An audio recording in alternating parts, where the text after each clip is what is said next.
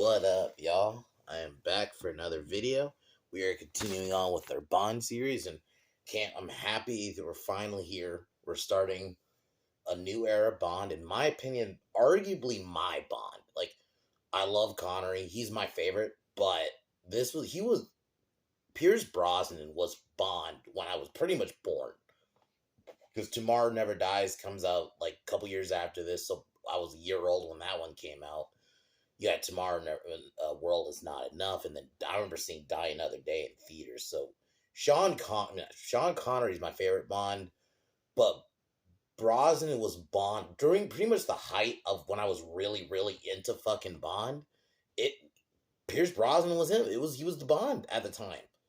Like, a little bit into Casino Royale, but I'd argue like really Pierce Brosnan was really he was Bond when I was really into it. So this movie, I'll admit, this wasn't always my favorite of, at least when I was younger, it was a bit different. I like this one, but this was not my favorite. Tomorrow Never Dies is actually my favorite Brosnan one for a while. But watching it later and definitely rewatching it, this film is iconic. I think the way they're able to blend, like, you have a little bit of almost like all the eras. I think what they did was like, okay, we're going to take almost all the eras of Bond and do something different.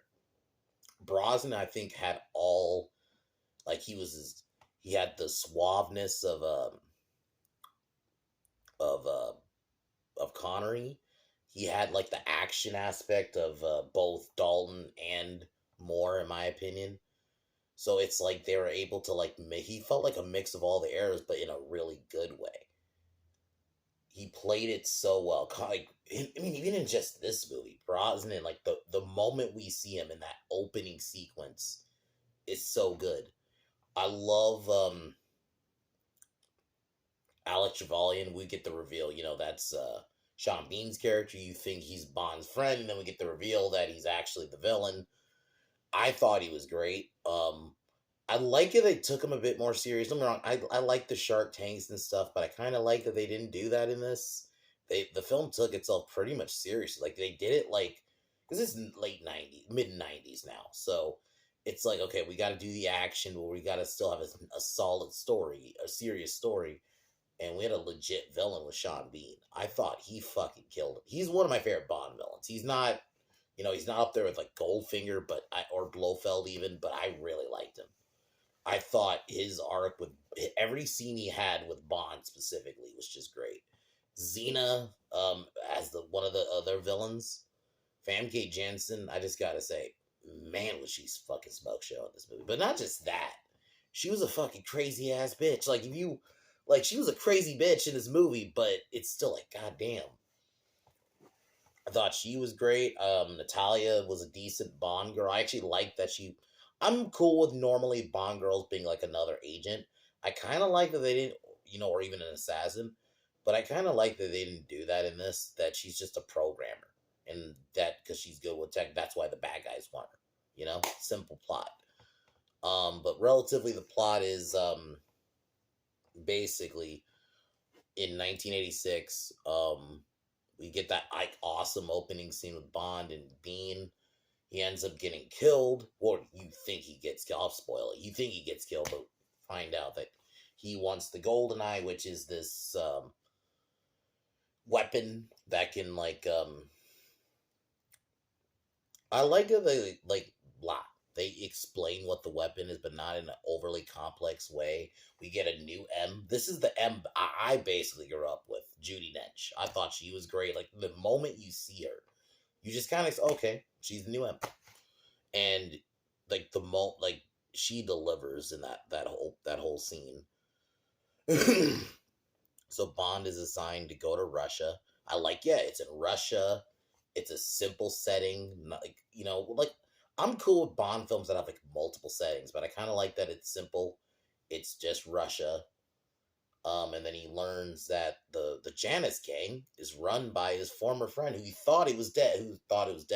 We get his backstory that his parents were betrayed by Britain, and that's why he wants it, so he can basically bomb London, essentially. So Xena steals, But like just the different sequences, like this is just a straight up action flick. So I don't blame people who say that this is their favorite Bond because I can understand. Like, I mean, not just because the game, you had the game, but like just that's the one thing when I was watching it, I was like, holy shit, this reminds me of the game, like that opening sequence. But we find out, yeah, that Alec is a fucking villain. He's easily one of my. Sean Bean kills it. He plays it so believable. That reveal in like Bond's face, Brosnan, every scene just brings it. He has like the charm. He has it all. Like I think he, to me, I can understand if some people are like, as you know, I go with Connery just because he just to me when I think Bond, I think Connery. But I don't blame people who pick Brosnan as their favorite Bond because he has it. I think he's that's why to me he's the second favorite. Just even in that opening scene, it's just like, dude, he's charismatic, he's fun. That opening sequence after he fucks people up, he has like the charm to hook up with a chick right after. It's yeah, the opening the Bond song was good. You had a good villain. Like this is the perfect Bond film in that sense. You had a perfect villain. I love the tech. I love the world it sets up. Brosnan just within like that opening scene is like, oh yeah, this dude's Bond. You know, I love Dalton. I think Dalton.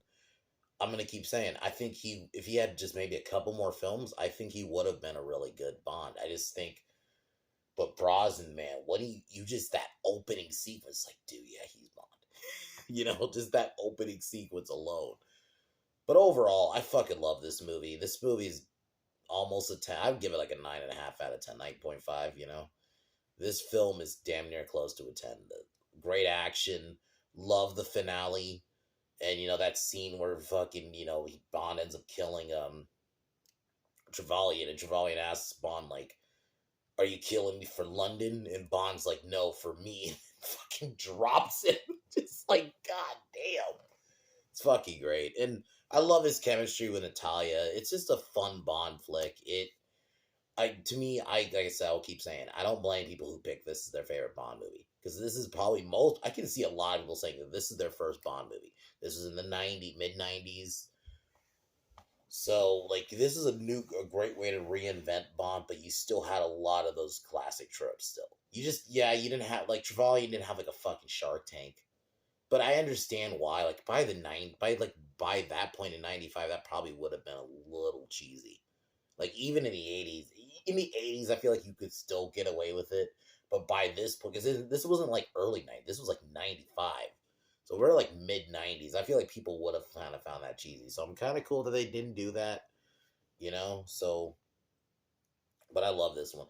But Tomorrow Never Dies was just because Michelle Yeoh, him and Michelle Yeoh in that movie, I fucking love. That's why for a while that was my favorite Brosnan one. But this is the best one. I just think this has everything. You have a good villain. You have a good Bond, good tech, good final fight. Yeah, awesome flick.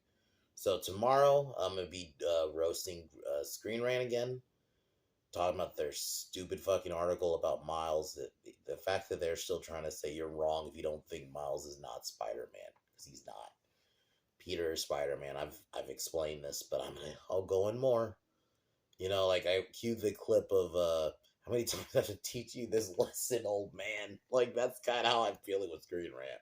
So I'll be doing that tomorrow. But yeah, so I'm happy to just be doing a positive review. I fucking love this movie. This is the like, especially if I ever go back again, and there'll be a time if I go back to Bond films, I'm definitely going back to this one for sure. So, but anyway, let's get started.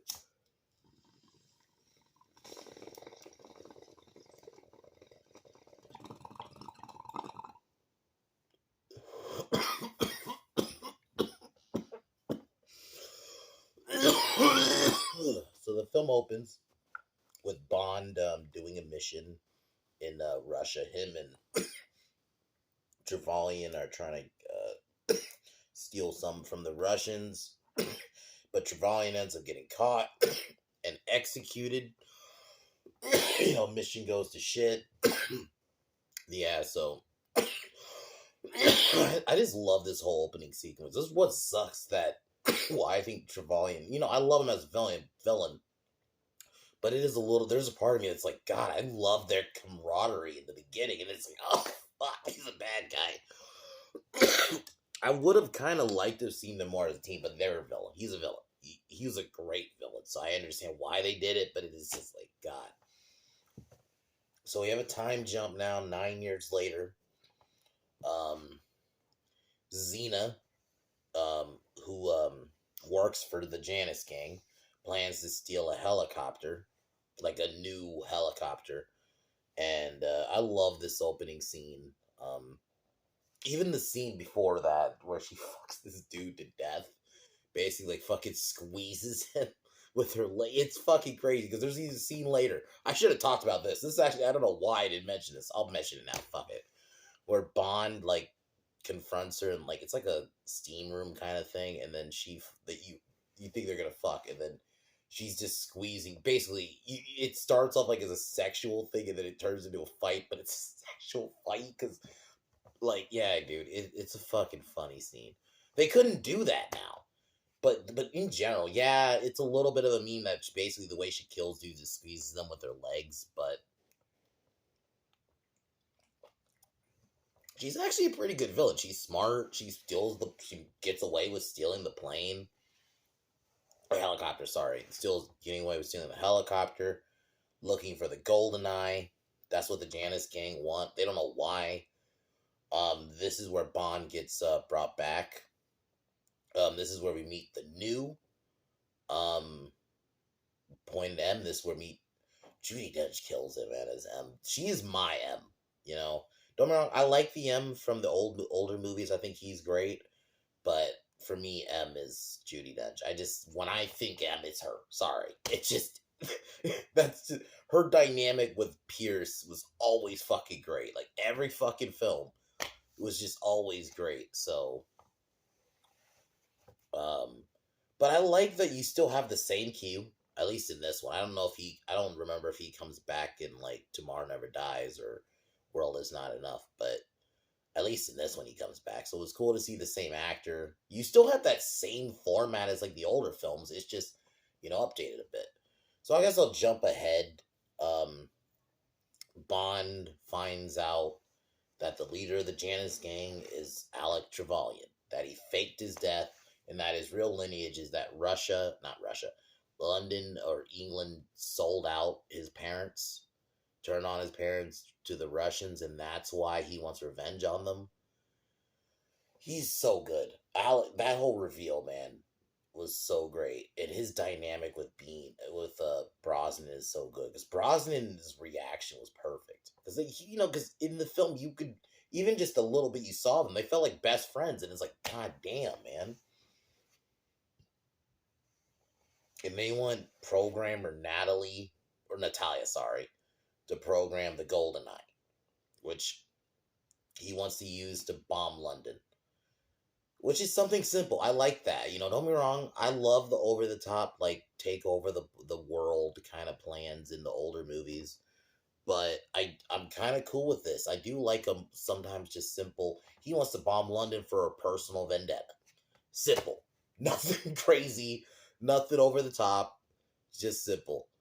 So Bond ends up getting tranked along with Italian, that basically the helicopter is gonna trigger like a bomb, so they're gonna be there and they're tied up. Bond manages to break out along with break him and Natalia out.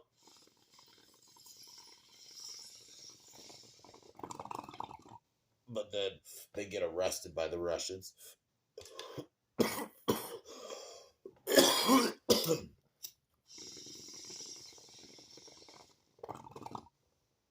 After talking to I think, like the leader of Russia or like a Russian general, something like that. General Rosmanov, I think is his name, who he tried to get earlier in the film, who killed is the kill bomb. Bond ends up breaking out, but Natalia ends up getting captured. So we get a big sequence where Bond steals a fucking tank and chases after the car because Rosmanov captures Natalia. Bond ends up getting her back. Then they go to Cuba, um, where Xena runs into him, and this is where she dies. So Xena dies. Oh, before that, we get that fucking funny scene, man. I was dying when basically she was trying to kill Bond by squeezing him with her legs, and the noise that she was making. Like, it was on purpose, clearly. Like, they were trying to make it seem like they were fucking. Like, she was giving the orgasm sounds, I'll just say it. But it is fucking hilarious. Like, that's the thing about these old Bond films, man. And this was 95. It's not, I mean, it's old, but it's not that old in that sense. Like, these films just had fun. They didn't, they took, I think that's the other thing. Um, this film took itself the right amount of serious. Because they're, like, this scene right here, like, you still had this, but it was funny, but it wasn't like it took away from the movie. But Bond ends up getting her, killing her. Then we get where but Natalia ends up getting captured again because Bond ends up you get that moment in the film where Bond gets captured again by the bad guy, and they end up fighting on like top of a thing, a structure. Now we're like in the final act now. Like, the film just goes. I think that's the one thing I love is the pacing. I love the action sequences. I love um the set pieces, and I love that. I do kind of like that is basically the rest of the movies in Russia. Yeah, some of the Bond movies go to multiple locations. I don't get me wrong, I like that, but I like that in this one. It's just simple. Bond wants to get revenge on on Alec, but it's like then you get that scene where like I mentioned earlier, where it's like, no, Bond's not killing him for fucking the government. He's killing him for him. He's like, you fucked me over, bro. And yeah, Natalia ends up saving him in a helicopter. The day's saved. They get the Goldeneye. Then we get like the classic scene. Bond hooks up with the Bond girl in the end of the film.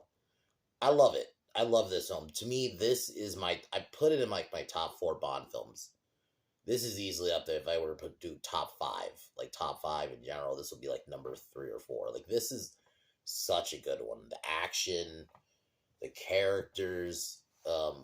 Alec was a great villain.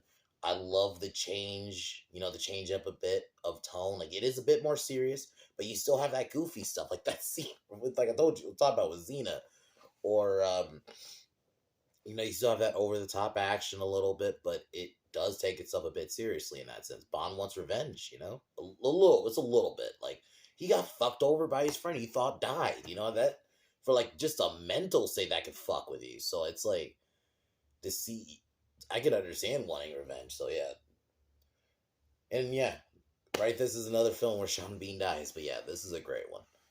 I definitely, if you want to get people into Bond, this is definitely easily like if you want to get normies in a Bond. Don't get me wrong, I love, as much as I love the Sean Connery ones. I do think you could probably, if you want to get a casual in a Bond, this is probably the one I would say to get them with. It's fun action. It's old enough, but it's not too old to where, because some of those old 60s, and I don't agree with this mentality, obviously, but some people like with some of the mannerisms in older movies, like, or movies from like the 60s and stuff, they're like, they're put off by it. Or I think Goldfinger would be another one I'd say, but this is probably if I'd say number 1. This because of the game too, which I've played. The game is fucking awesome. So for a movie to have a great movie and a game at that time is crazy. So I can understand. This is why I say this is easily the most not normie, but like if you want to get people into Bond, this is probably the one I'd say recommend tell them to watch. This one, Casino Royale. Well, I would say Goldfinger first, then Casino Royale, but those are like the 3 that I like off the top of my head. I would say if you want to get normies into Bond, watch those. But this one's number 1 just because like the action, it has everything. The women. It has all those classic Bond tropes, but it still is newer enough that you could hook somebody. The story's tight enough too. Yeah, everything about it. Great villain. It has everything. So for sure, I love Goldeneye. So next week's Tomorrow Never Dies, which is actually for a long time my favorite Brosnan one. I love his dynamic with Michelle Yeoh. It's fucking great. So I can't wait to watch that one next week. I've been having fun diving back into Bond. Like, such a great character, such a great lore, and the fact that fucking Hollywood has fucked him these last few years. They can't. It's like, it's not that they can't get him right. It's this weird political time now that they see Bond is. I know, like, ironically, because there's a line where fucking Judi Dench basically calls Bond a sex dinosaur, of a previous era. But one, that was almost like the movie in Jest was saying that this is, they actually think that's what he is now. I legit think that, because this bullshit feminist shit theory bullshit that they're on now. So, and it's weird because you had strong women in this movie too. Granted, one of them was a villain, but yeah, it's all the Bond movies have always had strong women, even the ones going back to the 60s. But anyway, it's weird to me. Like, but yeah, Bond movies just should be easy. There's like, kind of like Halloween or slashers in general, there should be fucking easy. You just gotta get a charismatic actor. Look at Pierce Brosnan. He carried 4 films. I mean, this one, Tomorrow Never Dies, World Is Not Enough, Die Another Day, which I fucking love Die Another Day. Yeah, it's a little cheesy, but I fucking love it. Like, he carried Bond for 4 fucking movies. That's because how good of an actor he is. And I think that's what shows. Like, you just need to get a really charismatic actor who could carry the role for 3, 4 movies, or even more. But, and it's like, that's the common thread with a lot of my favorite Bonds is they carried movies for several films. Connery, Brosnan, Moore, all carried multiple movies because how charismatic they were. That's all you need for a Bond film. And so I'm just now on a rant. Obviously Goldeneye I love, so I just want to kind of finish that. But back to this point, it's just so sad to see, because now you're gonna get a Bond that's either gonna be an emo, from what I hear of what happens with Daniel Craig in a lot of the later movies. He basically just becomes a fucking emo, or fucking some like toxic masculinity shit. So we can't have a badass Bond. So no, it's just, we can. They just refuse to. But anyway, so GoldenEye is awesome. I recommend it. 9.5 out of 10. Tomorrow, Screen Rant is Gay Part 6. We're gonna saga this bitch. And yeah, but other than that, cheers, and I'll talk to y'all tomorrow.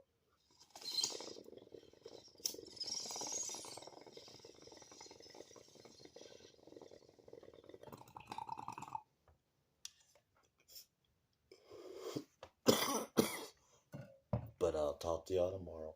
Peace.